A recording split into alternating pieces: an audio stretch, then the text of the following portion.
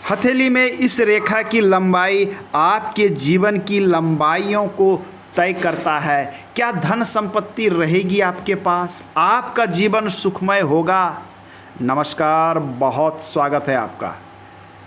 आज के अंक में हम जानेंगे अपनी हथेली के संबंध में क्या कहती है आपकी हथेली। यदि आप पुरुष हैं तो अपनी दाहिनी हथेली को प्राथमिकता देंगे और महिला हैं तो बाईं हथेली को प्राथमिकता देते हुए प्रिडिक्शन करना चाहिए। ऐसे तो शास्त्र में कहा गया है कि अंतिम निर्णय पर पहुंचने से पहले दोनों हथेली की विधिवत अध्ययन अति आवश्यक होती है। जीवन में देख लीजिए, हथेली में हमारे यह जो होती है इसे कहते हैं जीवन रेखा। इसे इंग्लिश में लाइफ लाइन कहा जाता है। कुछ लोग इसे पितृ रेखा भी कहते हैं। लाइफ लाइन की लंबाई यह तय करती है कि आपकी जीवन कितनी लंबी होगी। यदि ये रेखा साफ सुथरी, क्लियर और निर्दोष रूप से मणिबंध तक पहुंच जाती है तो ऐसे व्यक्ति की आयु शतायु मानी जाती है, अर्थात 100 वर्ष ऐसे व्यक्ति पूरी करता है। लाइफ लाइन की बनावट ये तय करती है कि कितने स्वस्थ रहेंगे आप, जिसे हम लाइफ लाइन के नाम से जानते हैं। दूसरी प्रमुख रेखा होती है हमारी हथेली में ये जो मैं ब्लू से बना रखा है, मैं इस रेखा की बात कर रहा हूँ। इस रेखा को शास्त्र में मस्तिष्क रेखा कहा गया है।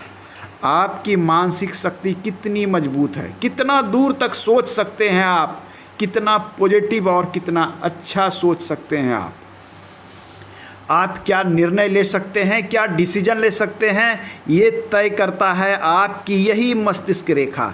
मस्तिष्क रेखा जिसकी अच्छी है, लंबी है, ऐसे व्यक्ति मानसिक रूप से काफ़ी सशक्त और मजबूत होते हैं।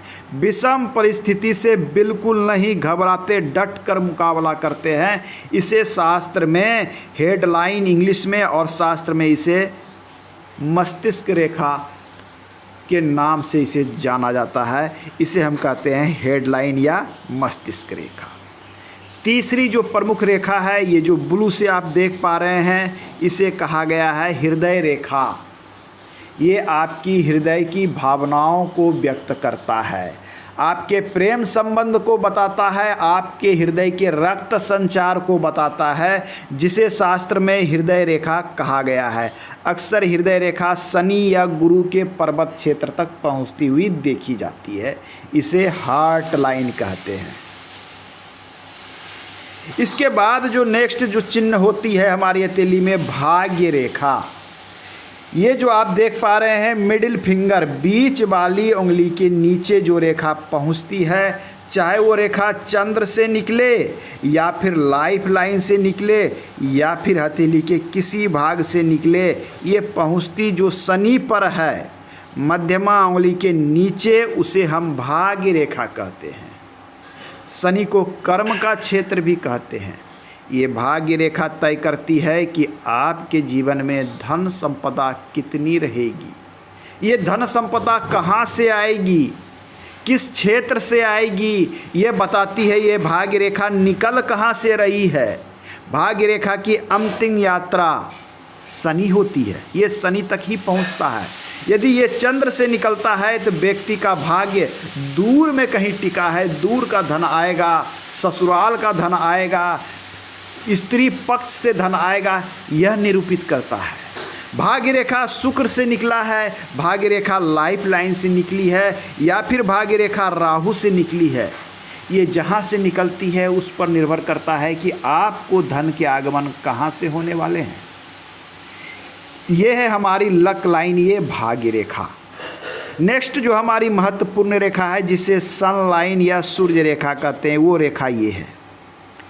यह रेखा आपको लंबी बहुत कम हथेली में दिखेगी। यदि ये रेखा लंबी, स्पष्ट, क्लियर है, ऐसे व्यक्ति बहुत बड़े और ऊंचे पद पर पहुंचने वाले होते हैं। सूर्य रेखा की लंबाई आपके जीवन की ऊंचाइयों को तय करता है। आपका नाम कितना फैलेगा वो सूर्य रेखा की लंबाई तय करती है। सूर्य रेखा यदि छोटी हो, अक्सर 99% हथेली में ये सूर्य रेखा इतनी छोटी ही मिलती है केवल 1% हथेली में सूर्य रेखा लंबी होती है। सूर्य रेखा सरकार द्वारा लाभ, सरकारी नौकरी, शिक्षा, एजुकेशन, प्रतिष्ठा, नाम इत्यादि को जोड़कर देखा जाता है। नेक्स्ट जो हमारी रेखा है विवाह रेखा।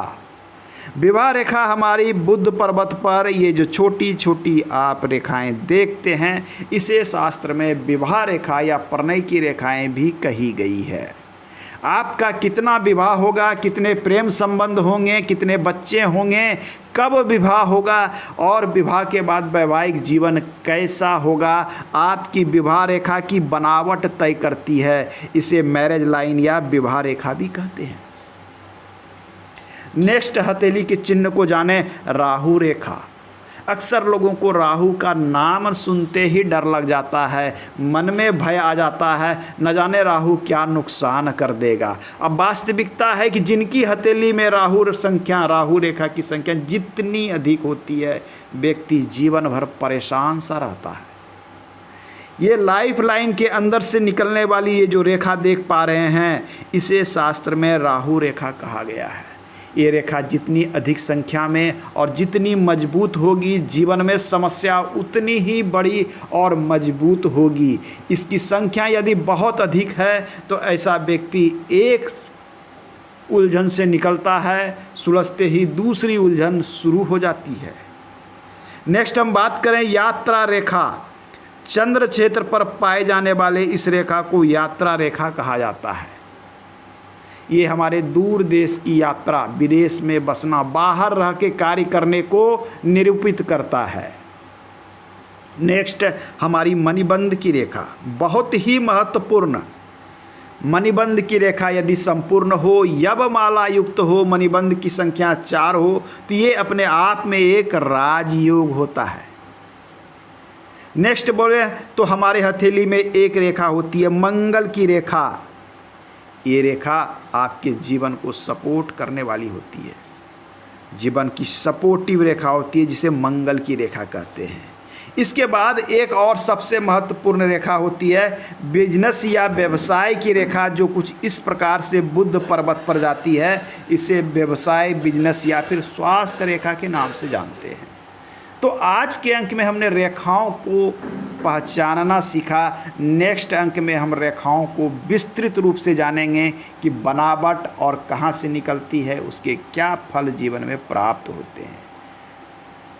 आप चाहें तो हमें फेसबुक पर, इंस्टाग्राम पर, टेलीग्राम पर फॉलो कर सकते हैं। लिंक डिस्क्रिप्शन में दिया गया है। धन्यवाद।